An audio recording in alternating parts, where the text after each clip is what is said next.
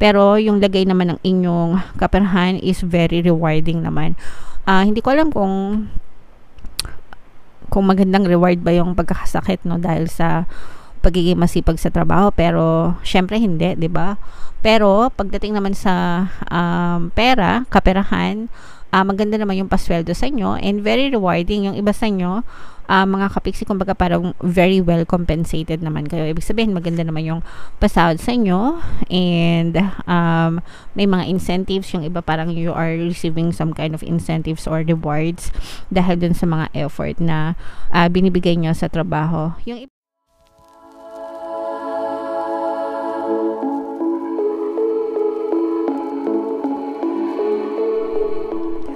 Hello guys, hello Taurus, welcome back to Pinay Pixie Tarot.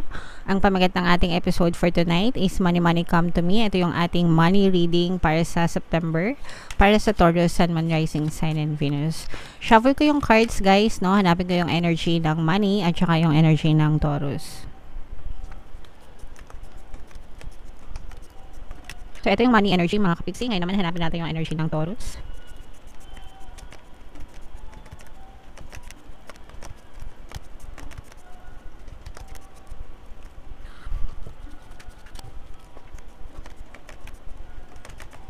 Eto, so Taurus kaya represent ng Queen of Pentacles sa ating spread.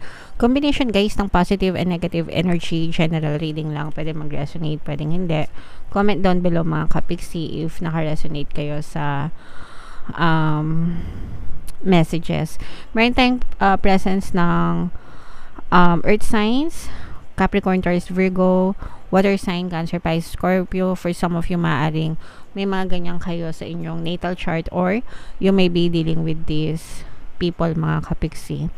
Yung iba sa inyo guys, no, sobrang sipag nyo, as in, sobrang responsible. Feeling ko yung iba sa inyo parang nagkakanda-kanda kuba na kayo.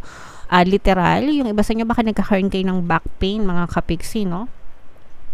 At saka chest pain, guys, dahil sa mga stress sa trabaho. So, wag nyong ipagwalang bahala mga kapiksi. Kung may mga nararamdaman kayong ganyang klase ng karamdaman, magpa-check up sa doktor kasi yung iba sa inyo parang very stressed kayo sa trabaho. Maaring you may be experiencing some kind of toxicities guys pagdating sa trabaho mga kapiksi.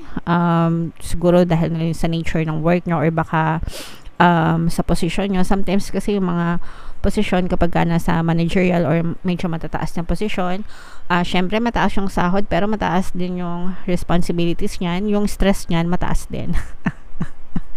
Okay, so kung kayo ay nakaka-experience guys, again, back pain, chest pain, or kahit anong pain, mga kapiksi, magpa-check up, no? Huwag nyong walang bahala or i-take for granted yung inyong kalusugan, guys.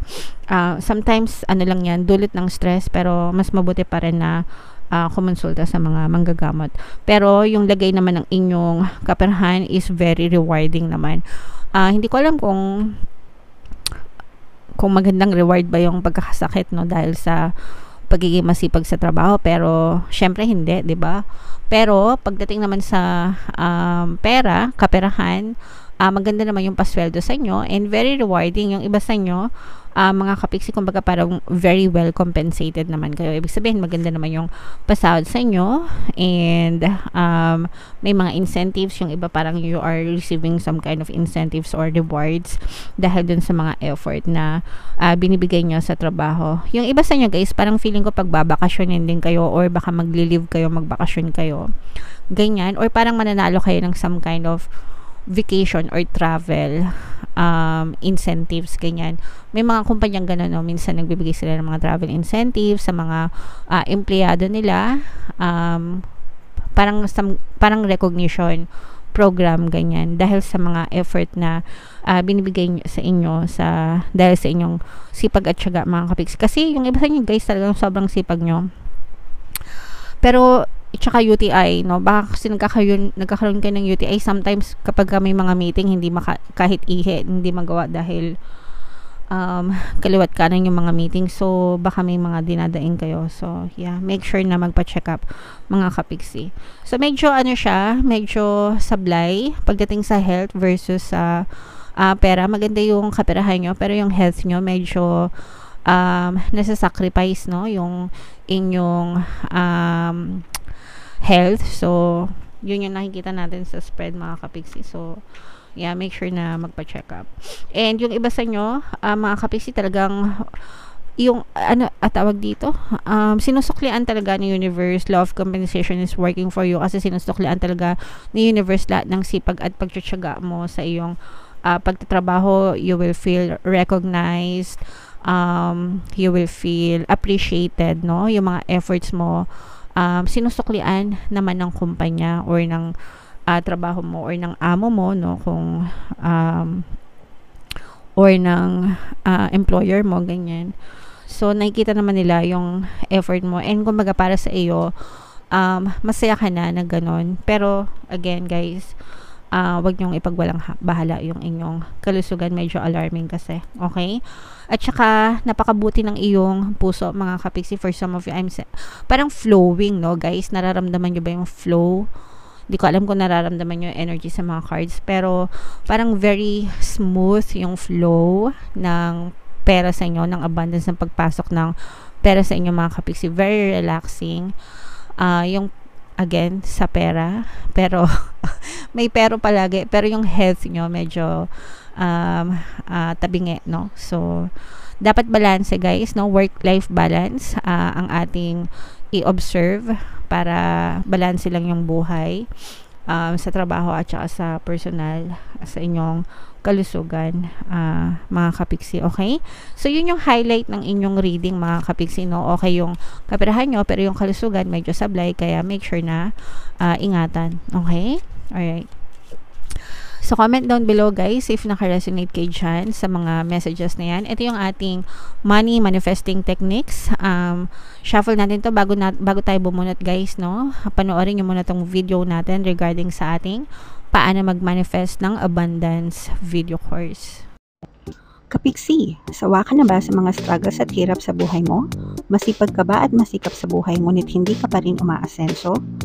Ilang beses ka na bang nag-attempt magnegosyo at mag-invest pero palagi ka pa rin nalulugi? Sa pagkakataon na ito ay maaaring may subconscious beliefs ka na nagiging balakid sa iyong pag-unlad at pagyaman. Introducing, paano mag-manifest ng abundance video course. Dito ay matututunan mong ma-overcome ang mga balakid mo para tuluyan ka ng umunlad, umasenso, sumagana, maging matagumpay, successful at maswerte sa iyong kabuhayan, pera, trabaho, negosyo, salapi at kaperahan ng bonggang-bongga. Dali, mag-send na ng email sa pinoypixietarot@gmail.com at simulan na ang iyong pagyaman ngayon.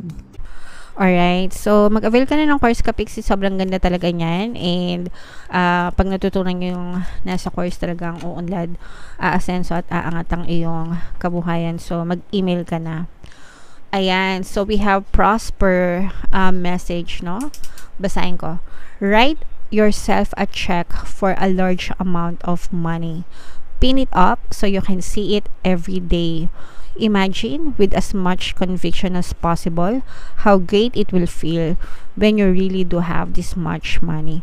So ito, guys, sample ito ng technique na pwede makapag-attract sa inyo ng pera. Yung example, kapag nabubunot natin ito, palagi kong kinukwento yung sample ni Jim Carrey. Kung kilala nyo si Jim Carrey, siya isang Hollywood actor, sikat na Hollywood actor. Nung hindi pa siya sikat, nagsulat siya ng cheque.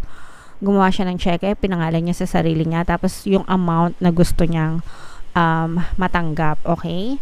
And then, dala-dala niya yun sa bulsa niya or sa wallet niya, hindi ko alam. Pero everyday, dala-dala niya yung cheque na yun until nagkaroon siya ng offer sa Hollywood. And kung ano yung amount na sinulat niya dun sa cheque, yun yung talent fee na na-receive niya dun sa kanyang project, mga kapiksi. So, that's how this technique works, okay? So, pwede nyong gawin, guys. Libre lang naman. Mag-e-effort lang kayo na pwede kayong mag-print, maghanap kayo sa internet ng mga blank check. Kung meron kayong check, mas maganda. Kung wala, okay lang. Pwede kayong mag-drawing, no, sa bond paper, sa notebook, kahit ano. Kahit saan papel. Kumopya kayo sa internet, kunwari blank check, tapos isulat nyo yung pangalan nyo, okay? And then isulat nyo yung amount na gusto nyong matanggap, okay? And then, every day, ito yung important, no? Imagine with as much conviction as possible how great it will feel when you really do have this much money. How will you feel? How will you feel kapag ka natanggap mo na yung pera na yun? So, you have to imagine yourself of feeling that you already have that kind of amount of money, mga kapiksi. Okay? And, syempre, wag kayong maging atat, no? Antayin nyo lang. Pero wala namang mawawala, mga kapiksi. No? Libre lang naman yan. Notebook, papel lang, sulat lang kayo ng pangalan nyo.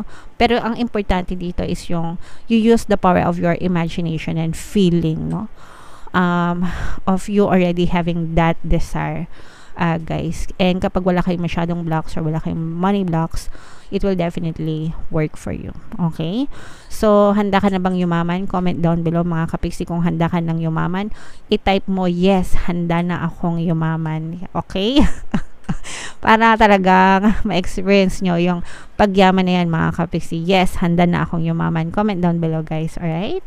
Okay, so comment down below if naka-resonate kayo dyan sa message na yan, mga kapiksi. Ito yung ating full moon reading. Kung di nyo pa napapanood, panoorin nyo na.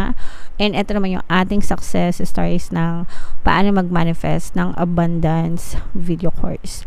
Thank you for liking, sharing, and subscribing, guys. And see you again next time. I love you all. Have a nice day. Bye-bye.